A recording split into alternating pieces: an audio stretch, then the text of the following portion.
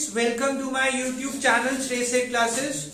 हमने कल एक चैप्टर स्टार्ट किया था डेथ ऑफ अ पार्टनर। उसके कुछ क्वेश्चन जो आपके डाउट्स हैं वो कवर करते हैं। सबसे पहले question number 22, X, Y and Z were partners in a firm sharing profits in the ratio 4:3:1.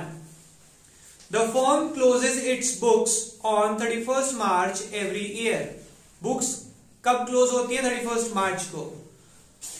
Every year, full stop. On February 2019,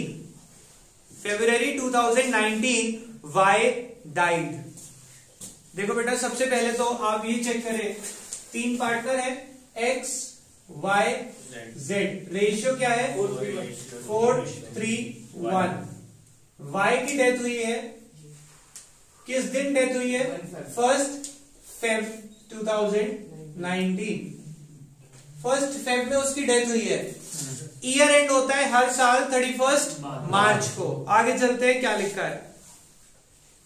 and it was decided, क्या लिखा? On 1 February Y died and it was decided that new profit sharing ratio between X and Z will be equal।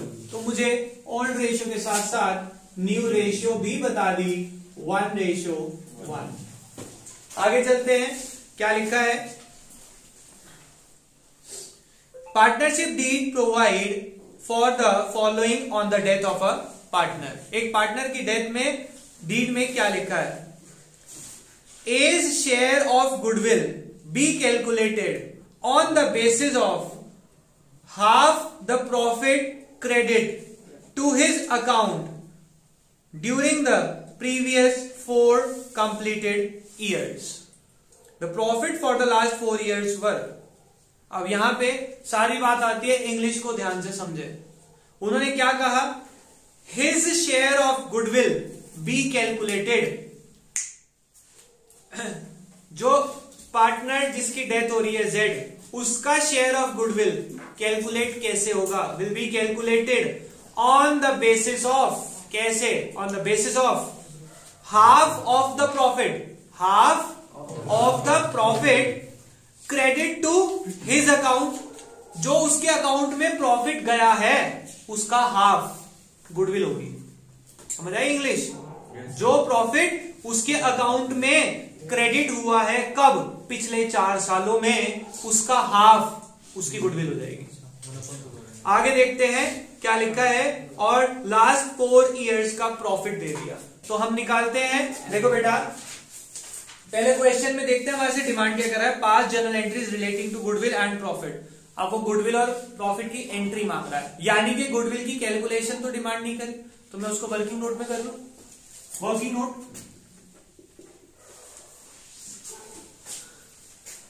Half of the profit credit to his account. अब उसका profit है कितना? देखिए बेटा, profits is equals to 150 plus 1 lakh plus कितना है? 50 plus 1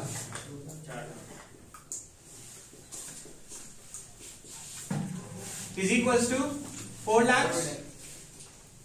clear? आगे चलते हैं।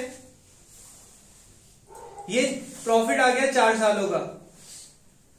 अब उसका शेयर कितना रहा होगा? वाइज शेयर ऑफ प्रॉफिट कितना है उसका? 3/8 इंटू 4 लाख, 1,50,000। ये तो उसका प्रॉफिट आया। जितना उसको प्रॉफिट मिला उसका हाफ उसकी गुडविल है, तो Y's share of goodwill is equals to 150 into half 75,000। समझ आ गई बात? आगे चलते हैं।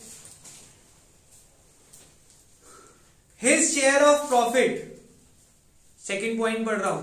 His share of profit in the year of his death was to be computed on the basis of average profit of past 2 years. पिछले 2 सालों का एवरेज निकालेंगे और उसमें उसका शेयर निकाल के हम उसको दे देंगे. ठीक है, अब हम निकालते हैं. ये वर्किंग नोट 1 हो गया. Working note 2, average profit of 2 years. Last 2 years कितने का प्रॉफिट है? 1,50,000 upon 2 is equals to 75,000. Y's share of profit is equals to 150 into 3/8 into कितने मंथ्स काम किया उसने? 10/12. 1 Feb को रिटायर हुआ ना, यानी कि अप्रैल, मई, जून, जुलाई, अगस्त, सितंबर, अक्टूबर, नवंबर, दिसंबर, जनवरी, क्योंकि 1 Feb को रिटायर हो गया. फरवरी का पूरा मंथ इंक्लूड नहीं होगा, तो इससे हम कैलकुलेट कर लेंगे. कितना आएगा ये? 314, 2 से कट करते हैं 5, 2. अब इसको कट करके जो आंसर आएगा वो हमारा क्या हो जाएगा? Wise share of profit. अब 23438 पॉइंट मारता मतलब 7.5 था ना, 37.5 से 8. ठीक है, 23438. अब इधर समझे बेटा, आपके पास ये आ गई उसकी गुडविल 75,000. ये आ गया उसका profit up to date of death. Goodwill की एंट्री क्या होगी? ध्यान से समझना. ये अपीयरिंग वाली गुडविल तो है नहीं, वैल्यूड एट है. गेनिंग टू सेक्रीफाइस, ये तो सेक्रीफाइस करेगा क्योंकि ये जा रहा है, और गेन कौन करेंगे? एक्स और जेड. पर उसकी गेनिंग रेशियो हमें निकालनी पड़ेगी. हमारे पास ओल्ड रेशियो भी है, न्यू रेशियो भी है. ओल्ड रेशियो भी है, समझ आ गई बात? बेटा आप नोटबुक में बाद में देख लेना, लिख लेना बाद में, पहले इधर समझ लो. मैंने कॉन्सेप्ट समझा दिया, अब क्या करें इसका? कैलकुलेशन चेक करना बेटा. 2, 4, 5 रुपए इधर उधर हो गए होंगे, बाद में कैलकुलेशन करना है. तुम्हें कॉन्सेप्ट समझ आया ना? जी. आपने जो बताया मैंने यहाँ लिख दिया, इसको बाद में ठीक कर लेना. लो गलत है ये, अब समझ आ गया? इधर जो समझा रहा हूं वो समझ लो, कैलकुलेशन नहीं समझा रहा मैं. जब आपके पास गुडविल आ गई, ये अपीयरिंग वाली तो है नहीं, ये वैल्यूड एट वाली है. वैल्यूड एट वाली गुडविल में goodwill account is open, not open, कुछ नहीं बताया. नॉट ओपन मानते हुए गेनिंग टू सेक्रीफाइस होता. इस पार्टनर की डेथ हुई है, ये तो सेक्रीफाइस करेगा. गेन आपको निकालना पड़ेगा. मेरे पास ओल्ड रेशियो भी है, मेरे पास न्यू रेशियो भी है. गेनिंग निकाल लेंगे. गेन एक्स और जेड दोनों कर गए मान लो. ठीक है, दोनों गेन कर गए. सपोज कोई भी कर रहा है, आई डोंट नो, जो गेन करेगा आप उसे डेबिट कर देंगे. आप कह रहे जेड कर रहा है, जेड डेबिट टू वाई. कितनी गुडविल मिलनी है उसको? 75. अब ये 75 इसको तो मिलनी है. अगर 2 जने गेन कर रहे होते तो दोनों देते. एक गेन कर रहा है तो वो देगा. ठीक है. दूसरी एंट्री उसका प्रॉफिट है, up to date of death तक का प्रॉफिट है. उसकी एंट्री तो आपको समझाई थी, कैपिटल अकाउंट में क्रेडिट साइड जाती है. क्या लिखते हैं? Profit and loss suspense. Capital account तो क्रेडिट हो रहा है ना, कैपिटल अकाउंट में क्रेडिट साइड आ रही है, तो एंट्री क्या हो जाएगी? Profit and loss suspense account debit to Y's capital account. कितने से आएगी ये? जो भी आपकी वहां पे वैल्यू आएगी मल्टीप्लाई करके, यहाँ पे जो वैल्यू आएगी. आगे बात समझ. क्या प्रॉब्लम आ रही है एंट्री में? समझ आई सब बच्चों को एंट्रीज? बेटा जो कल कराया कंसेप्चुअली वही है, प्लीज इंग्लिश को ध्यान से पढ़े. अब इनके पास इस चैप्टर में कंफ्यूज करने के लिए इंग्लिश के अलावा कोई और जरिया है नहीं, क्योंकि चैप्टर में कोई नया चीज नहीं है ना. चैप्टर बना दिया, अदरवाइज तो रिटायरमेंट और डेथ में कुछ फर्क है ही नहीं. कंसेप्चुअली तो कोई फर्क नहीं है, थियोरेटिकली फर्क है कि एक पार्टनर अपनी मर्जी से जा रहा है और एक अपनी मर्जी से नहीं जा रहा. जा तो रहा है ना फर्म को छोड़ के, मैथमेटिकली तो जाना मतलब उसका तो सेक्रीफाइस ही होगा, और जो रह रहे हैं उनका गेन ही होगा हमेशा. ठीक है, तो कंसेप्चुअली सब कुछ वही होना है, बस मैथमेटिकली आपको लगता है कि थोड़ा सा चेंज आएगा, वो सिर्फ क्या आएगा? Up to date of death तक का चेंज आएगा. क्लियर? नेक्स्ट क्वेश्चन जो आपका डाउट में था, एक मिनट इसको पॉज करें। Next question, question number 26। X and Y are partners. The partnership deed provides inter alia. कह रहे पार्टनरशिप डीड में कुछ बातें लिखी हैं। क्या है ये बातें? That the accounts be balanced on 31st March every year. यानी कि आपके अकाउंट्स क्लोज होती है 31st March. That the profits be divided as, और प्रॉफिट कैसे डिवाइड होता है? 1/2 X के लिए, Y के लिए 1/3 and carried to reserve 1/6। इस क्वेश्चन में बच्चा पहले तो रेशियो में ही कंफ्यूज हो जाता है। X के लिए कितना बताया? 1/2। Y के लिए कितना बताया? 1/3। ठीक है, इन दोनों का एलसीएम लेके आप रेशियो निकालते हैं। रिजर्व की बात तो उन्होंने क्या कहा, जो बचेगा हम सेव करेंगे 1/6। ठीक है, वो नॉर्मल प्रॉफिट के लिए। उनका आपस में रेशियो क्या है? यहां से रेशियो निकल जाएगा 3:2। ठीक है, एलसीएम लेके आपकी रेशियो क्या आ जाएगी? 3:2। आपको बताया था कि आप डिनोमिनेटर को मल्टीप्लाई कर दें 6 और फिर क्रॉस मल्टीप्लाई कर दें 3। ठीक है, तो रेशियो आ गई इनकी 3:2। आगे चलते हैं, क्या लिखा है? In the event of death of a partner, कह रहे अगर किसी पार्टनर की डेथ होती है, डीड में लिख दी है बात कि अगर किसी पार्टनर की डेथ होती है, his executor will be entitled to be paid. उसके एग्जीक्यूटर को हम क्या क्या पैसे देंगे? Number 1, the capital to his credit till the date of death.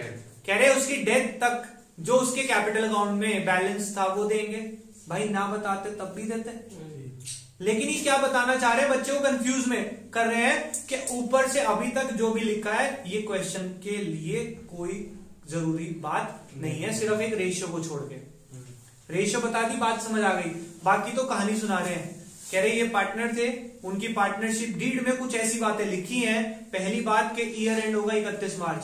अच्छा, दूसरी बात उनकी रेशियो है ये। ठीक है जी। तीसरी बात कह रहे अगर किसी पार्टनर की डेथ होती है उसको हम उसकी जो कैपिटल अकाउंट में पड़ा है वो सारा पैसा देंगे। नई बात तो कुछ नहीं बताई, लेकिन यहां तक पढ़ते पढ़ते बच्चा कहता है अभी तो बहुत सारा क्वेश्चन पढ़ा, यहां तक ही मुझे समझ नहीं आया क्या है, आगे क्या पढ़ूंगा, छोड़। तो ऐसे काम मत करना। आपको ये कहानी सुना रहा है, अब वो कह रहे हैं उसकी डेथ हुई, एक तो उसको कैपिटल देनी है, दूसरी बात his portion of profit till the date of death based on average profit of last 3 completed years. पिछले 3 सालों के बेस पे एवरेज निकाल के जो उसका प्रॉफिट निकलेगा उतना प्रॉफिट उसको देना है। यानी कि क्या बता दिया? प्रॉफिट एंड लॉस सस्पेंस की कैलकुलेशन। आपको बार बार मैं कल से यही समझा रहा हूं कि जो उसकी डेट ऑफ डेथ तक का प्रॉफिट होगा वो कहां ट्रांसफर होगा? Profit and loss suspense account में, उसके कैपिटल अकाउंट में क्रेडिट साइड में बाय पीएनएल सस्पेंस के नाम से। कैसे निकालना है? Average of 3 completed years. Number 2, by way of goodwill, और उसको गुडविल कितनी देनी है? His portion of the total profit of 3 preceding years. Goodwill कितनी मिलेगी? His portion of total profit, total profit में जितना उसका पोर्शन है। टोटल प्रॉफिट में कौन से टोटल प्रॉफिट में? पिछले 3 सालों का प्रॉफिट का एवरेज नहीं लेना, टोटल प्रॉफिट 3 साल का, उसमें जितना उसका शेयर है उतनी गुडविल उसको मिल जाएगी। समझ आ गई बात? हम 3 साल का प्रॉफिट निकालेंगे, उसमें से उसका शेयर निकालेंगे, वो गुडविल के रूप में उसे मिलेगा। क्लियर हो गई बात? आगे चलते हैं। डी में मुझे बैलेंस शीट दे दी, बैलेंस शीट देने का सिर्फ एक मकसद, रिजर्व पड़ा है, रिजर्व में उसका हिस्सा निकाल के वो भी उसको देंगे। उसके बाद लास्ट में प्रॉफिट दे दिए पिछले 3 साल के आपको, 1 2 3, यस ठीक है। Y died on 1st of August, 1st August को उसकी डेथ हुई है। प्रिपेयर नेसेसरी अकाउंट्स, हमें नेसेसरी अकाउंट में क्या बनाना होगा? सबसे पहले तो पार्टनर्स कैपिटल अकाउंट जिसकी डेथ हुई है वाई ठीक है, प्रॉफिट के बाद डेथ हुई है वाई की लास्ट लाइन में। अब हमें वाई का कैपिटल अकाउंट बनाना है। और क्या बनाएंगे अब? बाकी तो हमें अकाउंट बनाने की जरूरत नहीं है, सारे काम वर्किंग नोट में हो जाएंगे। ठीक है, तो हम वाई का कैपिटल अकाउंट बनाते हैं, जो जो चीजें हमें जरूरत पड़ेगी हम उसको करते चले जाएंगे। Clear? Wise capital account.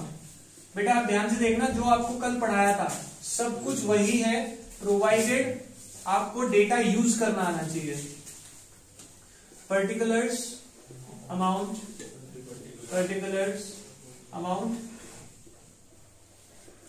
Credit debit.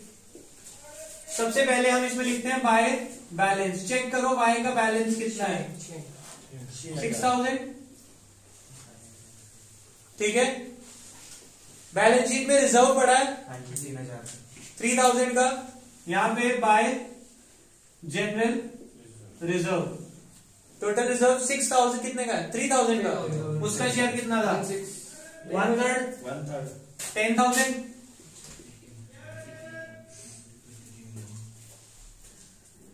ठीक है, आगे चलते हैं। और क्या है मेरे पास, अब हम शुरू से शुरू करेंगे क्वेश्चन में। सी पॉइंट में उन्होंने क्या कहा था, कैपिटल दे देना, दे दी, कैपिटल लिख दी। कितनी है रिजर्व तो 3000 है ना। अरे 1000 तो वे 16 भी कहा उन्होंने, उसका क्या होगा 16 रिजर्व। बेटा जो टोटल है उसमें उसकी रेशो निकाल के बस हम उसे दे देंगे। सही है, 16 का कुछ नहीं। हमें वाई क्या बनाना, बस वाई का बनाना है ना, तो आप वाई का हिस्सा निकाल के उसे दे देंगे। आप पूरा पोर्शन थोड़ी सॉल्व कर रहे हैं। आगे चलते हैं। बेटा वो एक्चुअल में क्या होता है, वहां पे अगर आप लाइन को प्रैक्टिकली समझने की कोशिश करें, उन्होंने क्या कहा कि हम जितना भी प्रॉफिट कमाते हैं ना हर साल, जितना भी कमाते हैं उसका 1/6 रिजर्व में रख लेते हैं। अब वो जो रिजर्व में रख लेते हैं वही तो इकट्ठा हुआ है 3000। अब वो जो रिजर्व में उसमें उसका हिस्सा बनता है, उसको उसका हिस्सा तो मिलेगा ना। वो पुरानी सेविंग्स के लिए मेथड बता रखा है, रूटीन में हम ये करते हैं। आपका बिजनेस हर साल जो कमाता है ना उसका वो 1/6 सेव कर लेता है, बाकी बांट देता है। चलो आगे चलते हैं। इन्होंने कैपिटल कही थी, हमने दे दी। इन्होंने अब क्या लिखा है, his portion of profit till the date of death. उसका डेथ तक का प्रॉफिट देंगे हम based on average profit of last 3 years, और नीचे 3 साल का प्रॉफिट दिया है। अब उसको प्रॉफिट देने के लिए हम यहां लिखते हैं by profit and loss suspense account. ठीक है, ये पूरा लिखेंगे प्रॉफिट एंड लॉस सस्पेंस, और यहां पे लिखेंगे आप वर्किंग नोट 1, और यहां पे आप वर्किंग नोट शो करेंगे। इसके मार्क्स होते हैं, लास्ट 3 सालों का एवरेज निकालेंगे पहले। एवरेज प्रॉफिट, कितने प्रॉफिट दिए हुए टोटल करके बताना मुझे। Total 12,600 divided by 3, 4,200। ठीक है, एवरेज आ गया। और इन्होंने क्या कहा था, एक बार दोबारा से पढ़ लो। His portion of profit till the date of death. अब उसकी डेथ तक का निकालना है ना, और उसकी डेथ हुई है 1 अगस्त को, तो हम निकालेंगे Y's share is equals to 4200 into 1/6 into 1/3 into कितने महीने काम किया उसने, 4/12।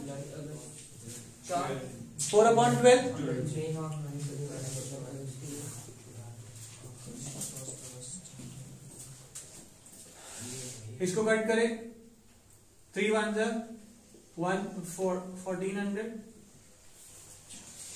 डिवाइड बाय 3, डेसिमल में आ गया 467। ठीक है, यहां लिख दिया 467। आगे चलते हैं। By way of goodwill his portion of total profit for the preceding 3 years, पिछले 3 सालों का है टोटल। तो हम यहां लिख रहे हैं वर्किंग नोट 2। वर्किंग नोट 2, यहां पे लिखेंगे 3 years profit.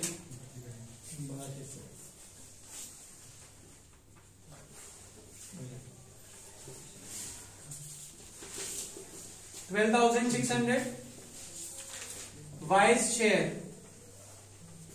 Is equal to 12,600 into कितना है उसका 1/3 4,200।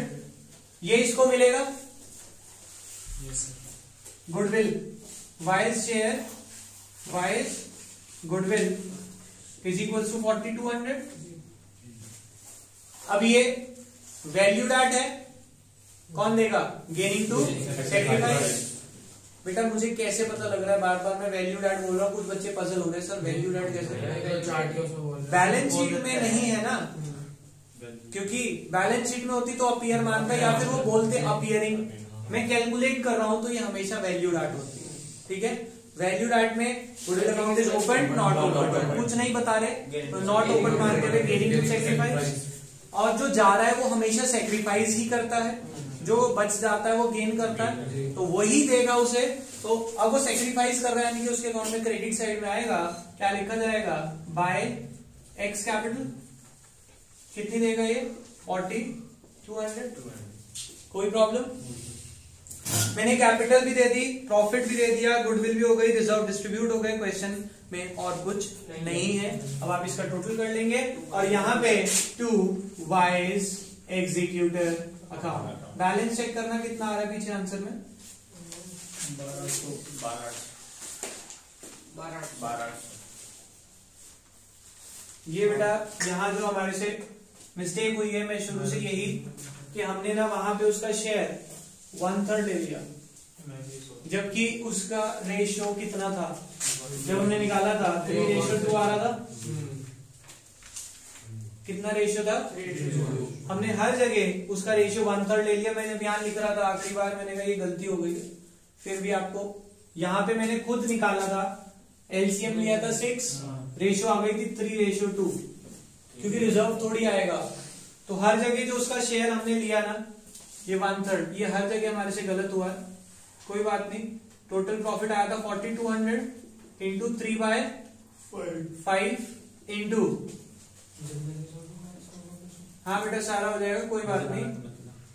1 4 4 से 4 और ये इससे कट जाएगा 5 8 से 40 5 840।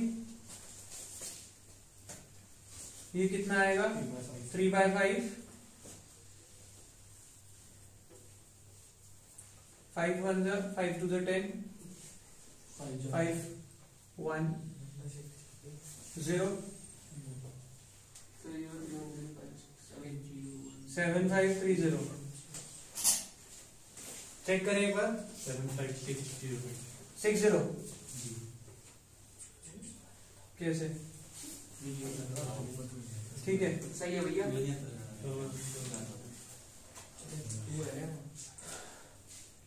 तो 7560 और जो जनरल रिजर्व है वो कितना था? 3,000 1200 9,000/5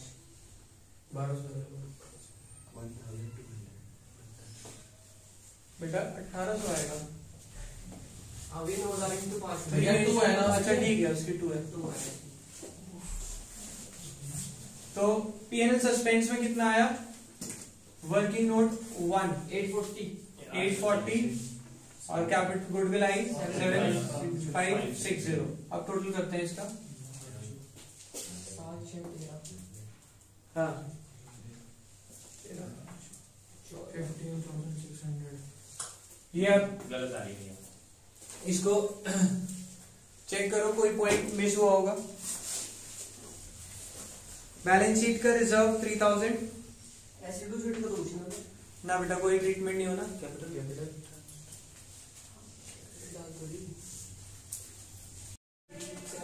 हाँ जी बेटा, जो हमने क्वेश्चन अभी सॉल्व किया है उसमें एक छोटी सी जो मिस्टेक हमारे से हुई थी, उस मिस्टेक को समझना।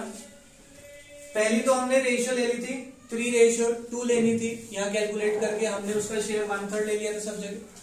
फिर जब हमने कैलकुलेट किया तो यहाँ पे ये मिस्टेक हो गई थी, तो इसको मैं 2/5 से जब रिकॉर्ड सॉल्व किया तो ये आंसर आया 560 540। आपने ये प्लेस किया, इसका टोटल आ रहा है 12,800 और यहाँ पे बैलेंस आ जाएगा 12,800। ठीक है, तो हमारे से रेशियो का पॉइंट हमने जो समझा था वो तो परफेक्टली ऑलराइट था, बट जब कैलकुलेशन करी तो हमने उस रेशियो से कर दी थी जो रेशियो कैलकुलेट करने से पहले क्वेश्चन में दी हुई थी। आप इसको फिर से पॉइंट को देख लें, यहां से जब मैं रेशियो निकालूंगा तो डिनोमिनेटर क्या आ रहा है, कॉमन 6, इसको 6 से करूंगा 3 और इसको 6 से करूंगा तो 2, तो रेशियो आ गई 3:2। तो y का रेशियो कितना है यहाँ पे 2/5, y का कितना है, तो मैंने सारी कैलकुलेशन में 1/3 की बजाय 2/5 किया, 2/5 किया तो आंसर आया ये, इसकी वैल्यू प्लेस करी यहाँ पे। ठीक है, कोई प्रॉब्लम? बेटा ध्यान से समझना, ये मिस्टेक अगर मेरे से कमिट हो गई है तो पेपर में आपसे भी हो सकती है, तो इस चीज को बिल्कुल क्लियर रखना अपने दिमाग में। क्या कि जब हम 3 रेशियो दे रखी हो और थर्ड हो रिजर्व की, तो हमें उसे इग्नोर करना है पूरी तरह से। x और y की रेशियो लेनी है, उससे रेशियो कैलकुलेट करके जो रेशियो आएगी उससे पूरा आंसर सॉल्व होगा। नेक्स्ट क्वेश्चन जो आपका 27 है डाउट में, होपफुली वो अब हो जाएगा, उसमें भी कुछ इसी तरह की मिस्टेक हो रही है आपसे बार बार। आज क्वेश्चन जो हमने प्रैक्टिस करे हैं उसके बेस पे आज आपका होमवर्क मैं आपको दे रहा हूं, अभी बाकी करेंगे नेक्स्ट क्लास में। अभी के लिए